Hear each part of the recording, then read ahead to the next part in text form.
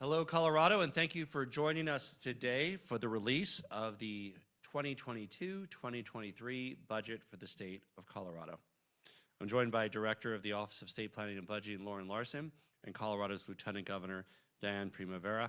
We're excited to present a fiscally prudent, balanced budget that invests record amount in our schools and saving people money on health care and makes historic one-time investments in clean air quality and in reducing crime.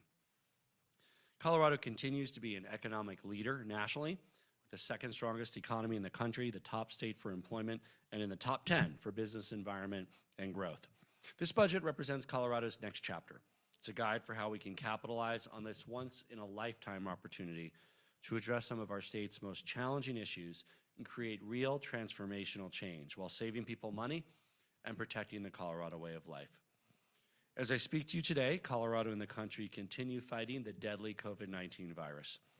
I am proud to announce that today, for the first time, Colorado has reached a milestone of 80% of adults 18 and up having at least their first dose of the life-saving vaccine. And I encourage everybody to go and get vaccinated to end this pandemic. At this point, the pain, the loss, the suffering is senseless. There's no purpose for it. We have a highly effective vaccine. Please get it. And if you're due to get a booster, go ahead and get that too for additional level of protection. There's incredibly positive efforts in public health and economic recovery, and we look forward to building back even stronger than before the pandemic. We've been through a lot these last 19 months, and that's why our budget doubles down on my commitment to saving Coloradans on money, reducing fees, putting money back in folks' paycheck, protecting the Colorado way of life, fighting crime. These are proposals that Colorado will see and feel in their everyday lives and meets Coloradans where they're at. It's our response to the call of the moment to help improve the quality of life in Colorado.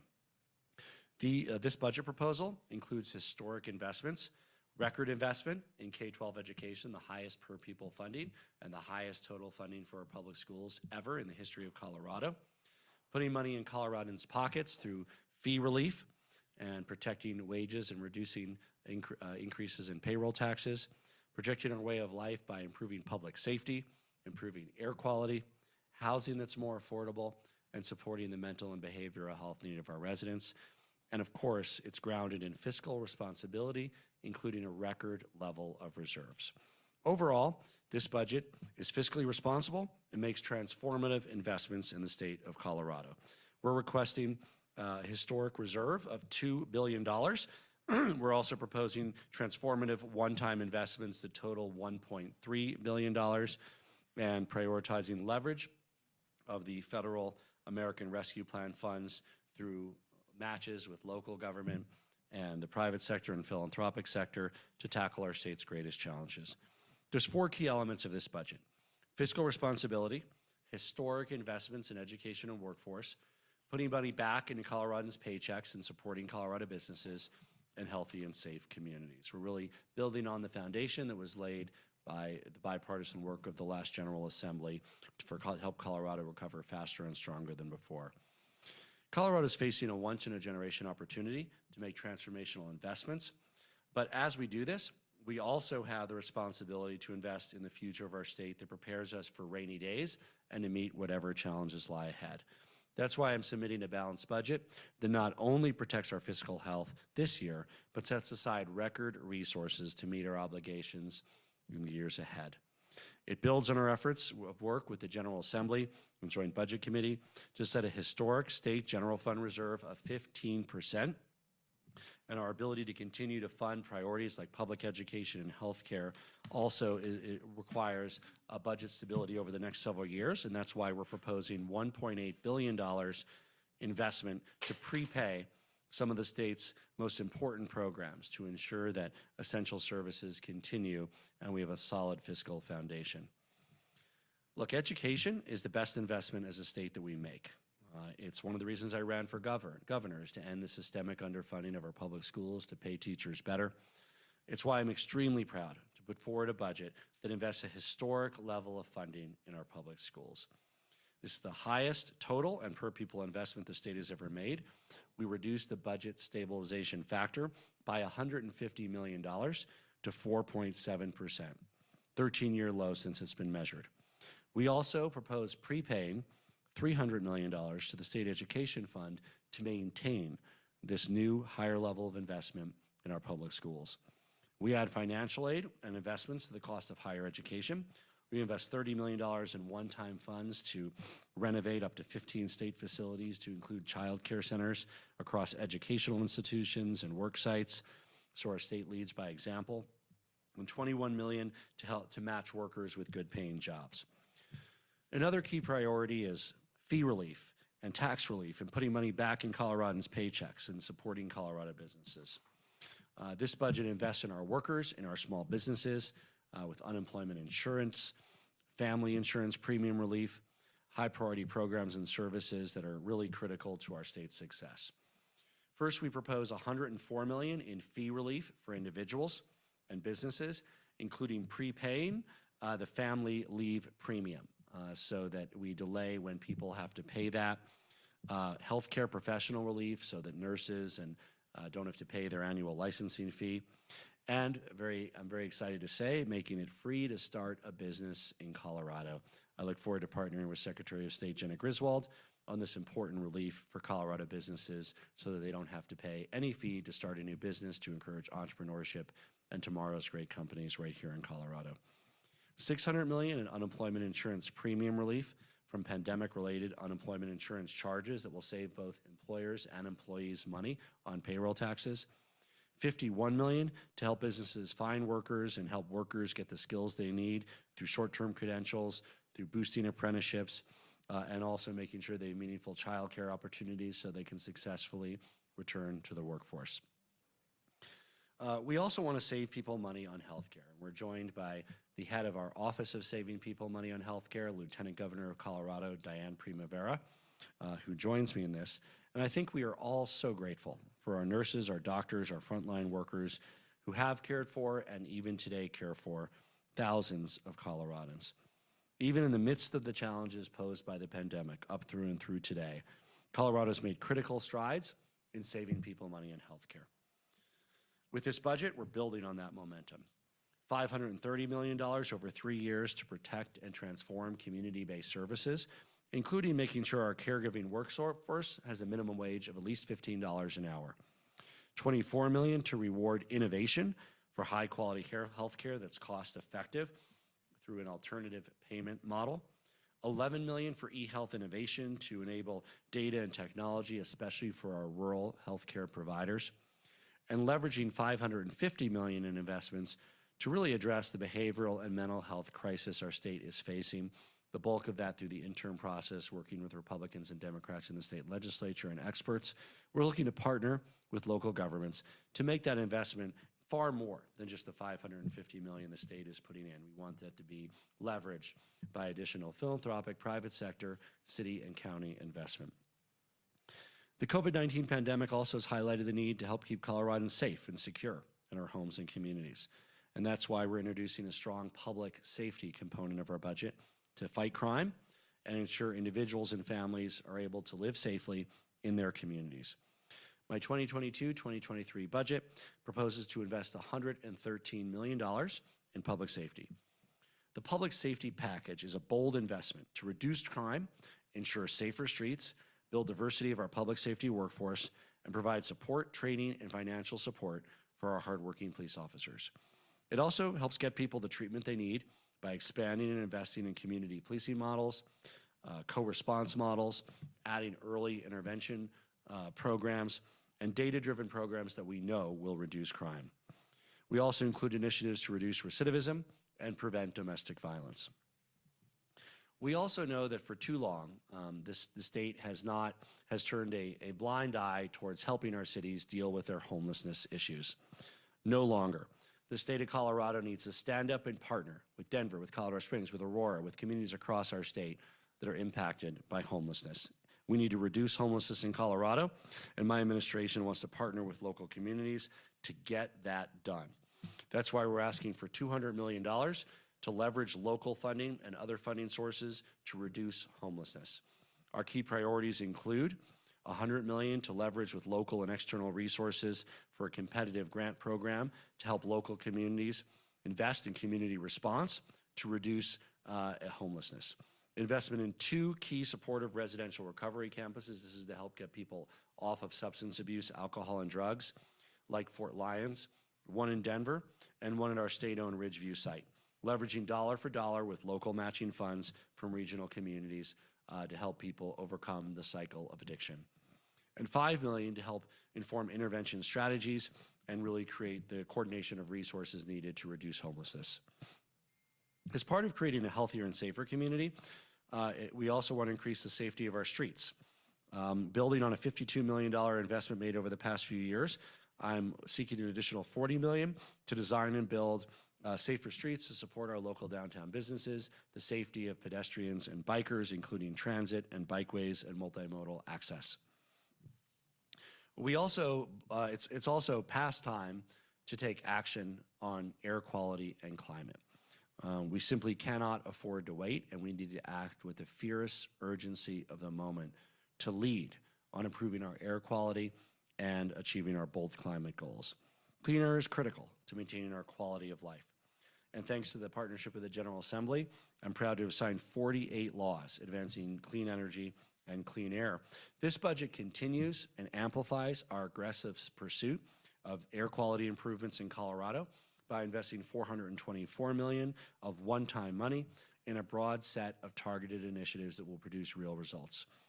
$255 million for rapidly greening our transportation system, including $150 million to position Colorado as a national leader in the electrification of our school bus fleet.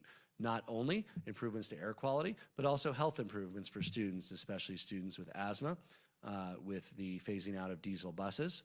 And of course, operational cost savings for school districts will no longer have to buy fuel. $50 million for decarbonization of the industrial and aviation sector.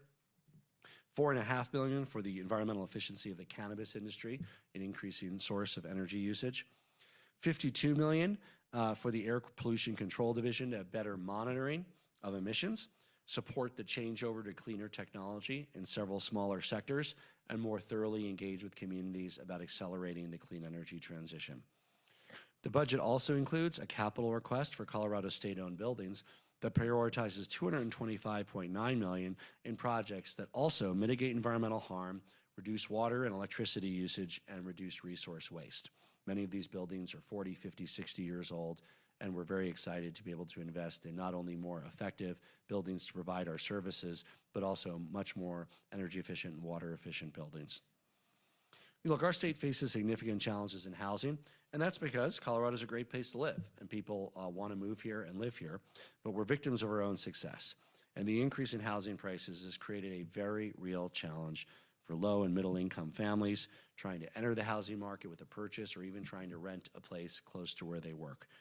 My priority is to leverage funds to encourage greater supply of housing on the entire continuum of housing development, and also ensuring that these new resources and investments are made in a way that supports our air pollution reduction goals, environmentally forward solutions, and constitutes well-planned growth. We propose $100 million for investments in strong communities, to provide infrastructure grants for local infill infrastructure needed to help support and catalyze affordable housing developments, $25 million for financing energy improvements for affordable housing, saving low and low-middle income families money on their electricity bill and their gas bill, $25 million for housing innovation incentives to support and grow prefabricated housing production capacity right here in Colorado, close to where those prefab houses will be deployed, also creating jobs in Colorado, and $25 million for the Colorado Housing and Finance Authority's Middle Income Access Program. This is a budget informed by Coloradans and for Coloradans, combining fiscal responsibility with the building blocks for transformational change and immediate relief for hardworking Coloradans. I look forward to working with legislative leadership, the Joint Budget Committee, and members of the General Assembly to bring this exciting vision to life for the people of our state. Happy to take some questions.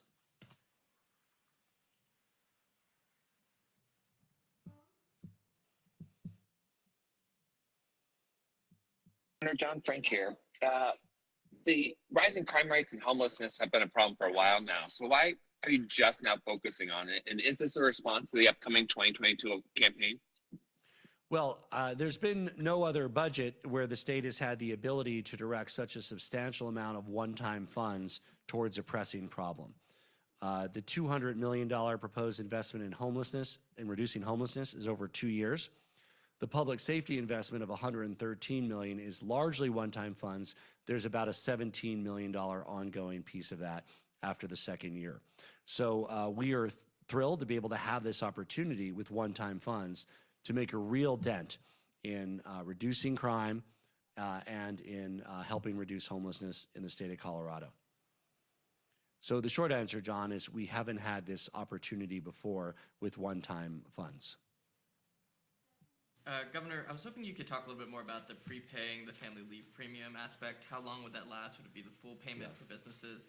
And then also, you talked about the $600 million you want to go to the unemployment insurance. It sounds like that's the deficit, but it's $1 billion, right? So I think there would still be about a $400 million gap.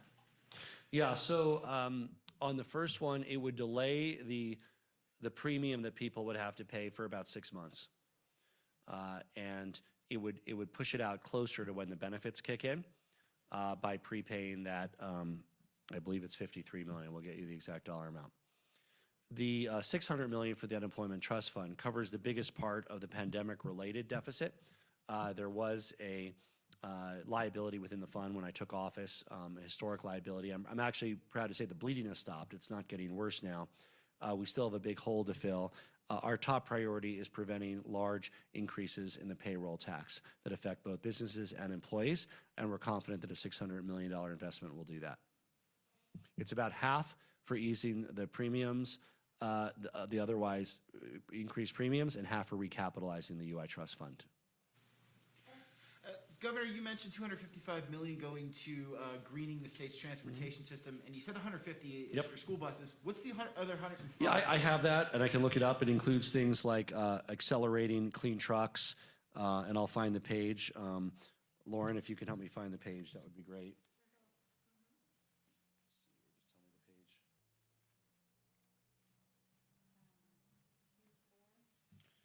Okay, it's 2-3 and 2-4 in your books. These will be available.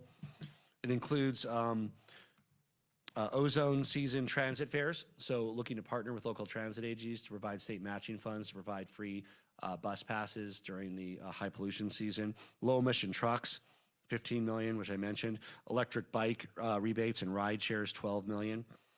Let's see.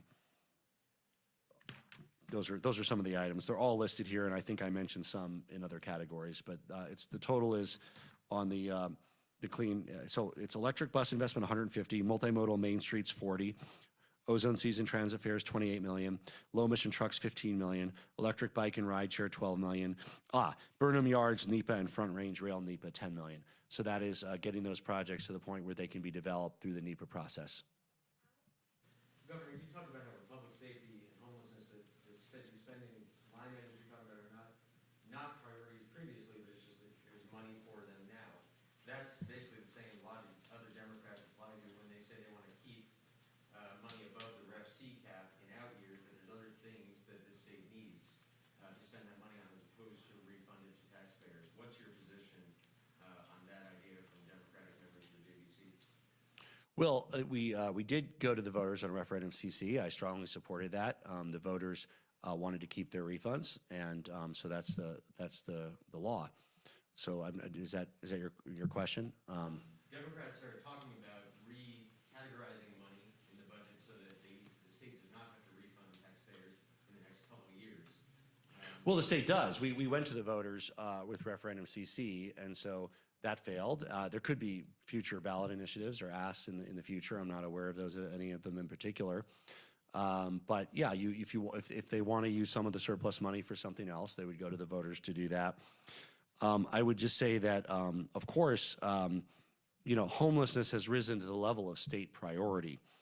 We can no longer just say, Denver, you deal with it, it's your fault. Colorado Springs, you deal with it. Aurora, you deal with it. I think it's become an issue that affects all of us as Coloradans, and it's appropriate that there's a state response to reducing homelessness in partnership with our cities. Yeah, sorry, following up from what Ed was talking about with the electrification, talk about the free fares and how much, is that one of the main barriers where people aren't using transit? Yeah, I would say that free fares can accomplish two things, and we hope to be able to reach agreements with several transit agencies and cities to be able to implement that in a way where the state is paying for part of it and they're providing in-kind support for part of it. What it leads to, of course, and the data shows this, is increased ridership during the free fare period. But in addition, it can play a role in changing habits and supporting long-term increases in ridership of public transit. Hi, Governor. This is Mary Ann Goodland with Colorado Politics. You talked about a $1.8 billion in prepaying Yes. Various different things. $300 million for the state ed fund, $104 million for paid leave premiums. What are the other big ticket items in that $1.8 billion? Yes, and I believe the I have a page on that. Do you have the page, Lauren? 6.3, and I'll walk you through it. So it's $300 million for the state education fund. Pre-funding the Colorado Wins 3-year partnership agreement funding that locked in 3% increases, that's $71 million. Prepaying family, $58 million. Prepaying universal preschool, $354 million. Affordable housing, protecting general fund transfers from affordable housing, $147 million. Payments for CDOTs, COPs for road improvements, prepaying those for 3 years, $270 million. Delaying the regulatory fee increase for air quality, $37 million by prepaying it.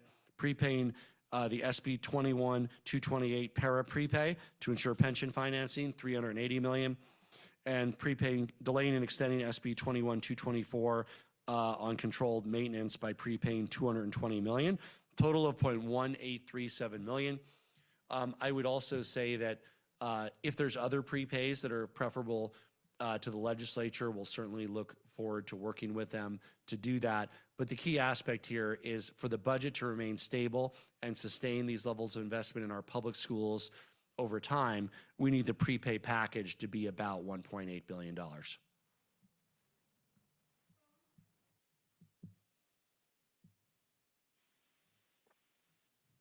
Hey, Governor, Marshall Zellinger, Night News.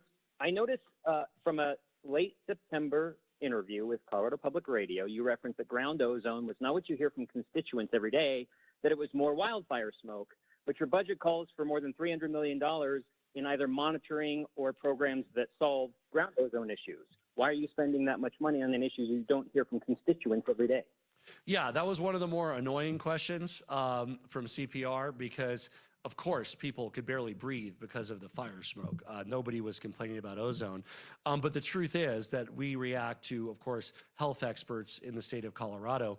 And we know that our ozone non-attainment area, one of my first actions as governor was avoiding the blaming, overseas and external sources for our ozone and taking particular action in our ozone attainment area. You can't see it, you can't smell it, but it's not healthy. So that's why we're taking bold action on that. It has nothing to do with what people were complaining about, which is they couldn't breathe because of the particulate matter in the air, which is also very, very unhealthy.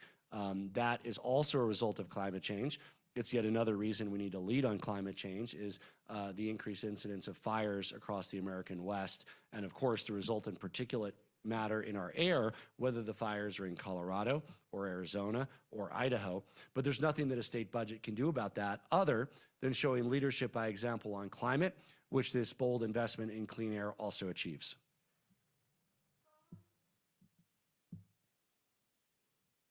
Hey, Governor John. Hi, Governor John Daly, Colorado Public Radio. Quick question for you. Last night, yesterday, you issued some executive orders regarding hospitals. Is this a signal that we're entering kind of a new and potentially dangerous phase of the pandemic, even though we've hit that 80% of eligible adults with the first shot? Yeah, it's the 20% who haven't been vaccinated that are filling up our hospital wards. We would have none of these hospital capacity issues or orders would be operative if everybody was vaccinated. We'd have maybe 100, 200, 300 people in our hospitals instead of 1,200 people in our hospitals, which strains our capacity. So I previewed the 5 things that we were going to do around hospital capacity. We've done 3 of them to date. The transfers, rerouting folks who had been working in cosmetic surgery to help with the surge of patients, and the one that we had already done when I made the announcement. And the 2 others, crisis standards of care and supplemental through FEMA teams, I expect, unless there's a reversal of trends, will be likely in the next few days. We actually specified and clarified the authority for emergency standards of care. This is particularly tragic now because it's essentially entirely preventable. Just to show how effective the vaccine was, I highlighted the fact that just over the last 3 or 4 months since Delta came, we've lost 31 people under the age of 40. 30 of them were unvaccinated. The one who was vaccinated, who we lost, had a terminal disease anyway and succumbed to COVID. So 0 healthy people under 40 died from COVID who were vaccinated. The numbers from 40 to 60 are almost as good. I don't have it in front of me, so you'll have to forgive me if I'm wrong, but I believe it's 153 people we've lost in that age group. Only 13 of them were vaccinated. The others were all unvaccinated. Look, you don't want to get COVID, even if you're vaccinated, but the fatality rate and hospitalization rate are so much lower if you take that simple step. With the prevalence of COVID in our community, it makes more sense now than ever before to get vaccinated. And I would add, when you're eligible after 6 months, get a booster, as I did and as my loved ones did, to increase your level of protection even more.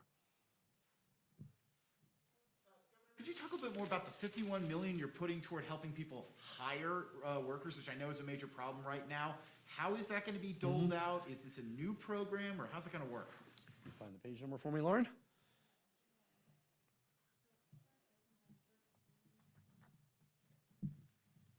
Okay, that's the narrative piece, I think. Okay. So 5 million is for navigational services, outreach, work-based learning opportunities, including apprenticeships, to make multiple contacts in each community. We have 7 million that supports Coloradans to enroll in certificate and job training skills. It can replace lost earning during that period so they can upgrade their skills to meet workforce needs. Support for technical assistance to capital around human capital development. Child care facilities is a big piece of that, so that's 30 million right there. Because that is a big barrier to workforce participation, and that will create more child care options for hardworking Coloradans and remove existing barriers to freeing up additional participation in the workforce. So I think that is one of the higher ticket items in there, but I went through 30, 7, 7, and 5. Hopefully that adds up to about the right amount. 44, 49, so we're pretty close. We'll find the other 3 for you. Continuations of existing programs with more money? Some of the, some of the proposals in the budget would require legislation. Others can be done administratively through funding by the Joint Budget Committee in the legislature. We'll be happy to get back to you on those 4 specifically, whether they need legislation or can be done strictly as a budget item. Last question from the phone. Governor John Frank here again. I'm wondering how this budget reflects the priorities you'll outline in your 2022 campaign, if at all. Well, that's, today we're presenting a budget for the state of Colorado that works. It's about tax and fee relief. It's about reducing crime. It's about reducing homelessness. It's about making more housing opportunities affordable for Coloradans. John, I just believe that if you do your job as governor and you meet the needs of what people want, they'll reward you by allowing you to serve in office. So, our whole budget is oriented around meeting the needs of where people are and helping to solve problems and improve the quality of life in Colorado. So, that's what I want to do every day as governor. And if I do a good job, and I deliver for the people of Colorado, as we have been with universal preschool and kindergarten, saving people money on healthcare, more than 24% in the exchange, investing in infrastructure to reduce traffic. If we continue to address the real pain points and challenges that Coloradans face, then that'll presumably be what we talk about, when I run for office. Any other questions? This $200 million for homelessness, Yes. and deciding that this was a state priority that you needed to get in. And obviously a lot of mountain communities too are trying to battle this. I don't know if you could talk a little bit about what the trigger point or what the pivot point is for you that you decided that there needed to be state intervention, because certainly. Yeah, I would say, look, I and many Coloradans have not been happy with how this has been going. Our cities are struggling with homelessness. it's increased. So we can either keep doing the same thing with it, which isn't working, or we can say, you know what? Cities can't do this alone. The state needs to step up and help them reduce homelessness. And strategies that work, in Glenwood, in Eagle, in Basalt, might be different than strategies for Denver or Aurora. And we want to empower our local communities. That's why the bulk of this program are matching grants for local investments. But we also know the contributions that drug and alcohol abuse make to homelessness. And that's why we know we need more capacity for inpatient treatment and expanding on what we already offer at Fort Lyons and 2 new facilities across the Denver area in partnership with local government to help meet the need. The third piece is behavioral health, and that ties into the $500 million investment in behavioral health. But for many, they simply need help to be able to get back on their feet and support themselves. And we want to make sure they have the behavioral health support services to be able to get off the street and be able to restore their dignity. Thank you, everybody.